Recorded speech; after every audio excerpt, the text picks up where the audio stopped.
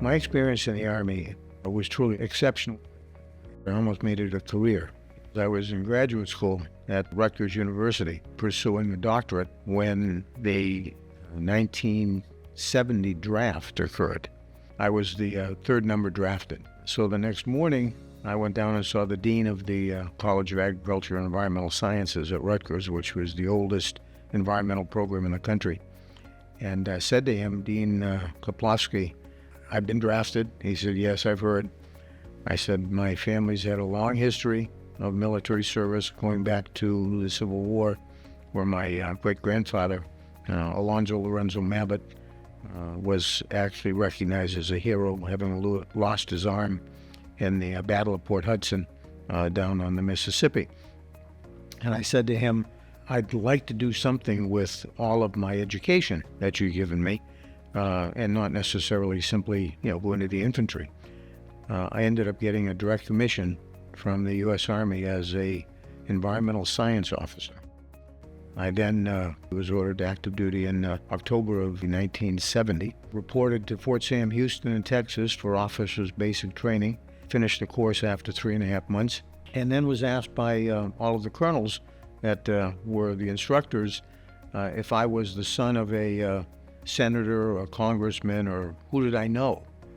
And I kept asking them, well, what do you mean? And they said, well, Lieutenant, there's 178 of you in the class.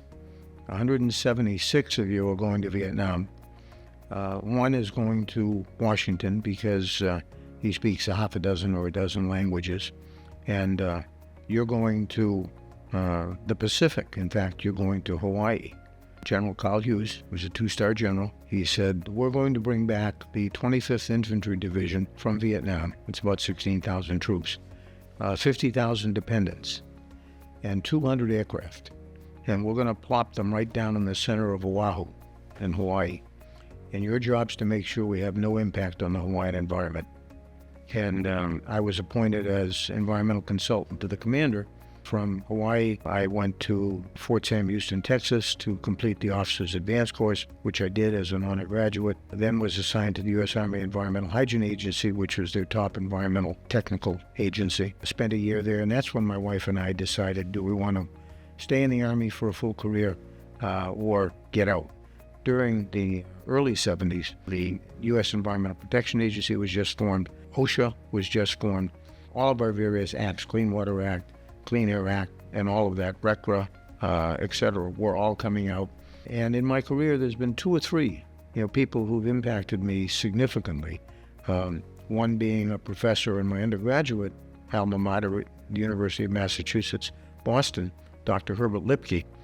I think you should go into the environmental field. And initially, I joined a well-respected architectural engineering firm in Cambridge, Sims, Maney, and McKee Associates, and I started their health and environment group from scratch. And after 4 years, we had grown it to about 9 people. Sims wanted to go more architectural and particularly educational, high-rise and high-value type design work. And, we were intimate with hazardous waste and wastewater pretreatment regulations and various other environmental issues, and that was negatively impacting their image as architects. So the handwriting was on the wall at that point, so I simply found an empty office across the street, and in May of 1980, at that time, Abbott Capaccio and Associates was established. Bob Capaccio was my partner at the time. I had brought him on board at Sims as one of our senior engineers and asked him if he'd like to go into business with me. And he said yes, he would. And we brought the entire practice with us, and we served Sims for a number of years. EBC was an evolutionary activity. In the late 80s, a particular lawyer and I, his name was Donald Connors, and he was from Choate Hall and Stewart, worked very closely together on dozens of projects. And I can remember one afternoon I was in Boston in his office, and we were just chatting about the industry, and I raised the issue to him, and he brought it up as well. We had no voice. We don't have an industry trade organization. Why don't we start one? So we reached out to 2 or 3 other people that we knew, And we got a half a dozen or so folks to agree that it would be a good idea to have an industry trade organization, and we called it the Environmental Business Council of New England, Inc. And we kicked off in 1990, having done a little bit of PR in advance, speaking to others, established a membership recruitment drive, and the intent was to have as broad a base as we could so that we'd get full representation of a diverse base. We wanted the Environmental Business Council to focus on the business of the environmental industry, and in doing so, to also enhance the status of those members from the standpoint of being successful in business, and to provide that opportunity. The opportunities of networking, of strategic interface with various other professionals in the industry, the ability to learn from each other, to work with each other on a contract-subcontract basis, to provide programs and vehicles that would allow various sectors of the industry, which our EBC committees allow, to provide opportunities for forums and discussions and impact. We have a bright future. There's still a lot to do. So I think the future for the environmental industry, and any individual, any young person looking to get into the industry, there is a tremendous demand.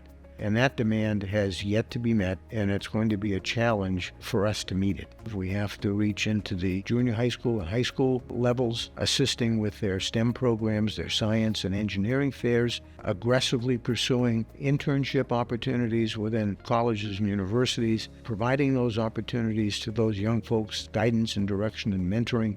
I had a wonderful upbringing, quite frankly. I couldn't have asked for anything more.